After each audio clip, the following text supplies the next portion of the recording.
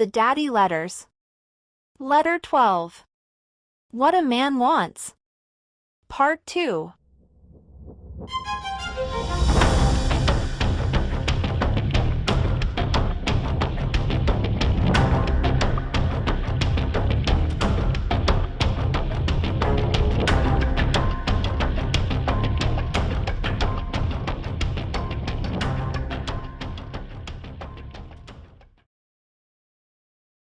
Dear daughters, I was happy to have all my girls confirm you weren't upset with me about my last letter and some of the provocative ideas in it.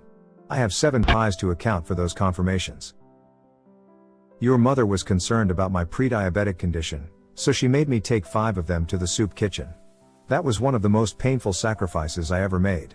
I'm still grieving over it, so it is best for me to go ahead and pick up where I left off, listing the things quality men want from quality women, like the 7 of you. He wants a woman who brings out the best in him. This sentiment is heard in the Vince Gill hit, "Loving You Makes Me a Better Man." I have provided a link to a video performance of the tune, but I included the lyrics in this letter. This song sweetly captures how men want a woman who elevates his potential and character. Loving you makes me a better man. These things I don't know how to do, but you make me think I can. I've got a long way to go, but I know what I know like the back of my hand. Loving you makes me a better man. I've been wrong more than I cared to say. Time after time I've been lost, just couldn't find my way. But you shed a light on the path through the night leading right to the side where I stand. And loving you makes me a better man. I make mistakes, didn't have what it takes, just to walk out and leave it alone. I've got a whole lot of heartaches that follow me home. Time goes on and I watch you disappear. I've got a mount to mount, now that I have you near. You came to me and it's easy to see there's a line that I've crossed in the sand. Loving you makes me a better man. Don't you want to be that kind of woman to a man? Trust me. Most men want to marry that kind of woman.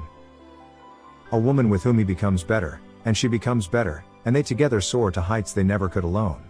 When couples get it right, love becomes a force multiplier that increases their potential to become more, and do more, than they ever thought possible. A man wants a woman who does not subject him to unrealistic expectations, or false tests of love. For example, if a man fails to notice his woman's new hairdo, she might accuse him of not being interested in her, thereby setting up the potential for conflict, driven by her false assumption of what not noticing the hairdo means. It might simply be that her man is unobservant. It would have been healthier if she had given him that benefit of the doubt, or were to simply ask him what he thinks of her new hairdo. Setting up such tests of love based upon false criteria can be damaging to both parties because one might feel falsely accused, and the other might unnecessarily feel devalued. Women can feel threatened by the wildness and energy of the male nature, and resort to using guilt to ensure she is the center of his world. I know of a woman who told her man she expected him to respond to her text messages within 30 minutes, no matter when she sends one. She set up this unreasonable expectation because it made her feel like the most important thing in his life. Another woman expected her husband, if he really loved her, to answer his cell phone even if he was in the middle of a board meeting. Still another would sulk if she learned her husband had an interesting conversation with a female colleague. Unfortunately, this kind of manipulation often creates a self-fulfilling prophecy, and evokes the same behaviors in men that women are trying to prevent. For example, the man who was expected to answer text messages in 30 minutes, resented the false test of love so much, that he broke up with the woman. Smart women set their man's wild conquering spirit free, bounded only by realistic expectations and the covenant of love. It is odd how often women try to turn their men friends into girlfriends, or their husbands into wives. Men are different relationally than women, so enjoy the difference instead of trying to feminize him. If you try to feminize him, his primal male instinct will rebel, often in some grotesque ways. But when you promote your husband's masculine nature, you set him free to return to you as your captive. Daughters, set your man free to be fully human, and fully male. He is not, and cannot, be a perfect creation. No matter how hard he tries, he will not always do what is right. But neither will you. Accept this reality about him, and yourself, and you will enjoy more tranquil days together. Practice forgiveness. Release him from the stifling prison of unrealistic expectations. Learn what is realistic to expect of men, as part of the human experience of men and women in relationship.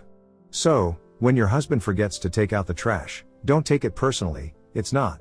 And when your husband reflexively notices a beautiful woman, don't take that personally either, and please do not punish him for it. Hormones and the unconscious mind get the best of men when they are not alert. Do not take his passing notice of beauty to mean he finds you less attractive than he once did. Instead, tap him on the shoulder and whisper, "She is cute, but you are mine." Have a good laugh and move on. He will smile and be yours forever if you don't take his natural behaviors as a personal affront. Do you not feel at least slightly flattered when a strange man thinks you are cute? Do you want him to take it personally that you feel flattered? Wouldn't you prefer him to say how happy he is you chose him, instead of choosing one of those guys who finds you attractive? But let me be clear. If your husband is staring at women with the hunting eyes of a hungry wolf, that might signal a problem that needs to be addressed. But typically, this is not the case. Assess if your man is admiring or coveting. There is a big difference between the two. Accepting his natural male tendencies as innocent and normal sets you free as well, free from worrying about how to control something you can't, and instead look to God for your and his protection. Giving him this benefit of the doubt will double your husband's regard and value of you. Why? Because you set him free to be male, to be himself, and not be confined by some false meaning you might assign to innocent actions. He will feel like a bird released from a cage to fly.